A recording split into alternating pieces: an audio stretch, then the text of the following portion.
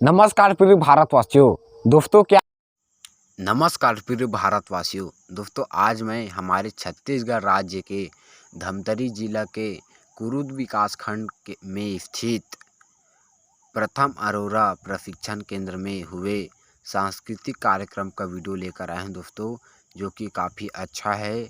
और दोस्तों इस प्रथम अरोरा प्रशिक्षण केंद्र में आप बहुत कुछ कुशल कार्य सीख सकते हैं दोस्तों, और स्वरोजगार और रोजगार प्राप्त कर सकते हैं दोस्तों। आप इन सभी कार्यक्रम का वीडियो देखेंगे दोस्तों। मेरे चैनल को ज़रूर सब्सक्राइब कीजिए दोस्तों। धन्यवाद बहुत बहुत।